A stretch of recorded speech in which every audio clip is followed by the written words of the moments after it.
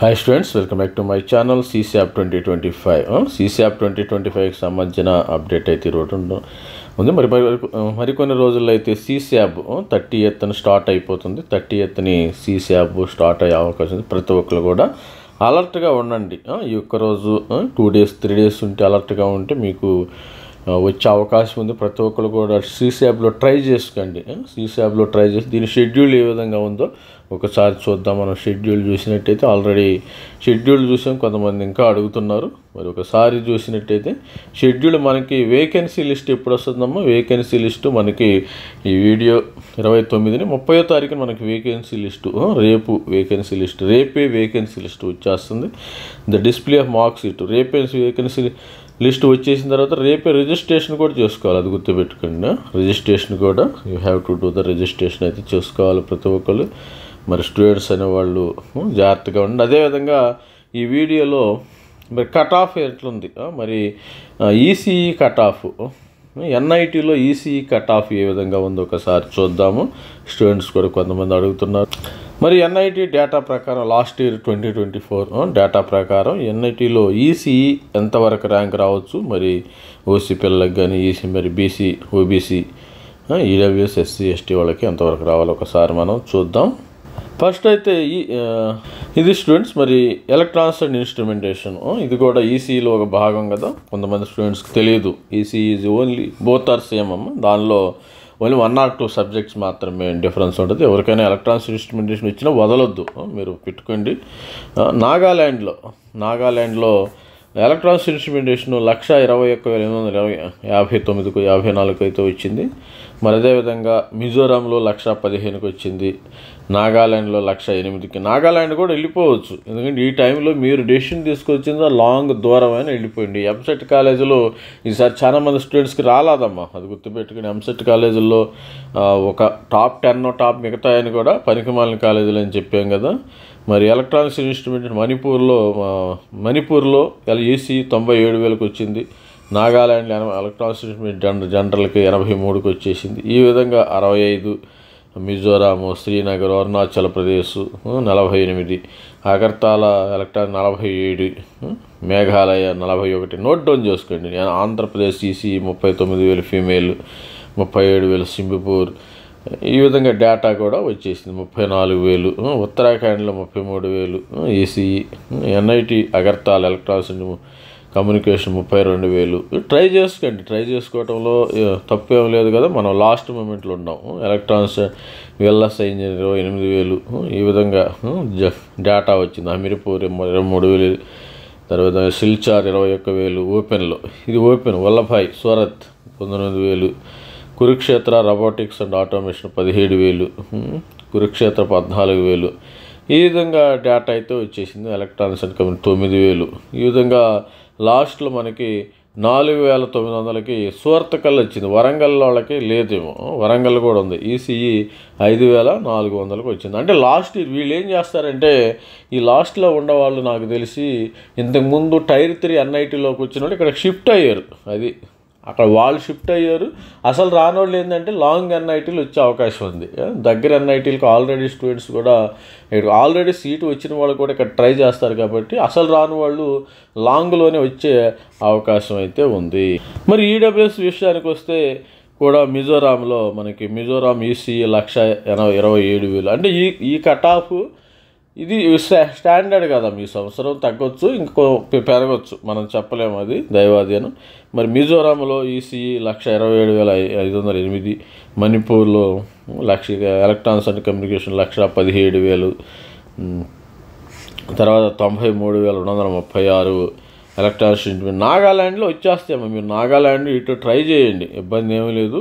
Normal ఇక్కడేదో top 10 ఆంధ్రప్రదేశ్లో తెలంగాణలో టాప్ 10 కాలేజీల్లో తప్పితే మిగతా అన్నీ కూడా అంత ప్రయోజనం లేదు.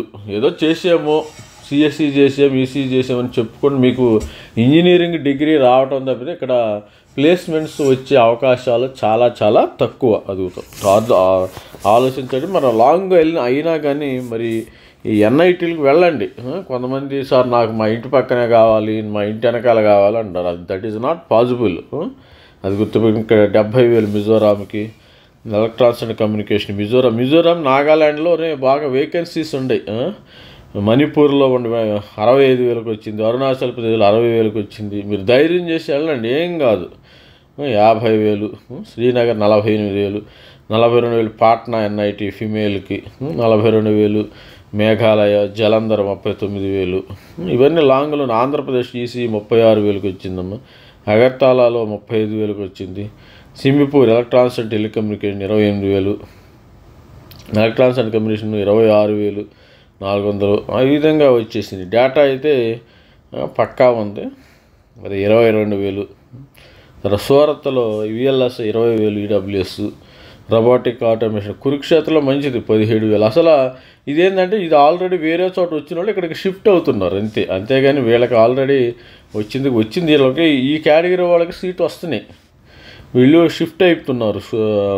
షిఫ్ట్ అంటే స్లైడింగ్ అవుతాము, ఫ్లోట్లో వచ్చేస్తున్నారు ఇక్కడికి. వరంగల్లో 6,968. ప్రతి ఒక్క స్టూడెంట్స్ కూడా ఇంత దూరమైనా వెళ్ళిపోయింది, ఇబ్బంది. మణిపూర్లో కానీ మేఘాలయ, నాగాలాండ్లో వచ్చే అవకాశం ఉంది.